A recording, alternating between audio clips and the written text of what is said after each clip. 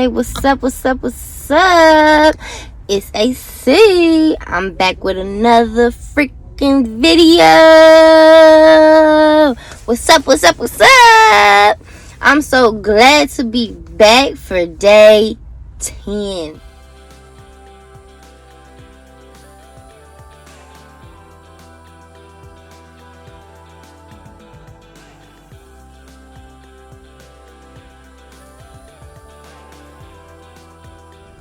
Alright, guys. Let's get into this story time. So I'm gonna stuff my face while we talk about the story. I saved the taco from yesterday, so I'm finna bang that one. And we finna talk. So basically, my story is about the time I got shot. I was currently in firefighting school. I was going to college for firefighting paramedic, and I was currently taking the EMT course. Just about done, actually. I was about to take my finals when I had left my other job due to something that happened to my son at the daycare. So I had to leave, and they were the only 24 hours I had, and so I had to leave for family reasons. And then I started this job at this place that my cousin put me on. And well, that's the job I was at, and I had to leave. So then next thing you know, I ended up working at a gas station, and it was just something quick that I could find fast, that I could make it work. So I'm working at Shell gas station, and I've been there for about 4 or 5 days. Now, mind you, this is after my car was completely totaled. That's another story for story day. I would definitely get into that, because that changed a big course in my life, losing that car. But this is also a big change in my life. When I got shot, it caused a lot of issues that brought me downhill, and I am still fighting my way back from, and that was 6 years ago. So just imagine. So I basically walked to work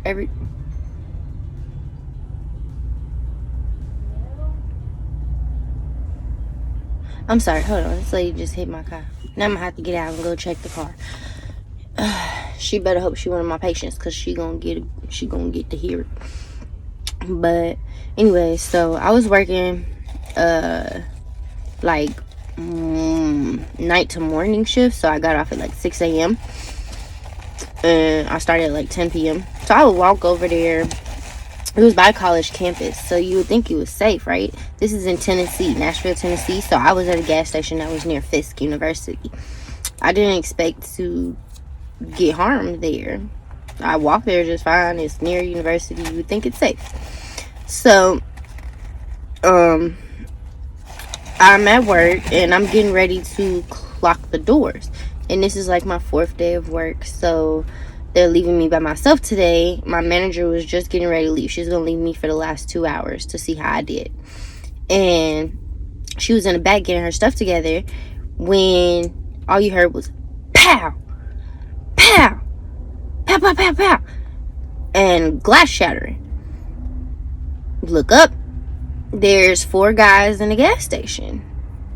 They have things over their heads. They're wearing Chicago hats. I can't even remember their face. Some of them didn't even have face coverings, but because I was so traumatized, I didn't even remember their faces. And then so basically they came in with a bag. One guy came around the corner. You could tell who was the boss. He was standing by the door watching out, I guess. And he told them to go around and get the money. So he comes around to the cashier station. I did not remember them numbers for shit to get into that cashier thing. And his boss told him to shoot me because I couldn't get them anything. And then he robbed me. He took all my stuff, my purse, my phone, my cards. He robbed my customers. And I remember my customer was buying a pack of regular red sweet Swishers when it happened. I'm just like, and it was a regular customer. I was used to him and stuff, and I'm just bursting down in tears. I'm like, I don't remember the numbers. I can't get you in here. He hit me upside the head with the gun, and I just still couldn't do it. And so then he turned around, and his friend was like, shoot him, and the cops were coming. So then they started running out the door, and before they ran out the door, he told him to, he threw the bag at me, and then he told him to just take care of me, basically.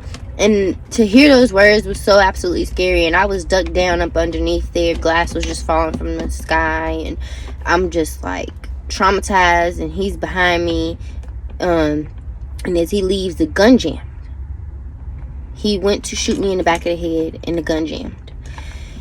All you heard was I burst down into tears. And he ran. And they took my phone, and I guess I instantly ran to the back to my boss, and she had called the cops already because she heard them, so that's why they were there so quick.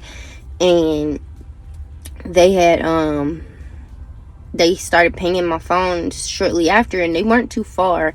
We found my phone about a block away, and these retardeds literally broke my phone in half, gutted it. Like, it's like they took something and went inside the phone. Don't mind my snatch your fingers. Took something and went inside the phone, was digging it out, trying to find like a chip or something, because it had a track, because I did the Apple tracking thing, and it, you know, it makes that pinging noise. So I guess they thought it was a tracker in there. Retarded. But anywho, so that happened. I went to the hospital by ambulance. Nobody met me from the job at the hospital. Nobody cared. No detective showed up, no cops showed up, nobody asked me questions. Like, it was like it just happened to me and nobody gave a damn. Like, not a goddamn. And I just felt so alone. I was just in there. They left the stitches in my leg because they tried to dig in my leg to get it out, and they couldn't get it out. It was stuck in between my kneecap, and so they couldn't get it out. And they tried to dig it out without anesthesia, nothing, no pain meds, no nothing. They just went straight for it. And in the hallway at that, I had a hallway bed. I didn't even get a private room. I just got a surgeon out here trying to dig something out my leg in the middle of the hallway.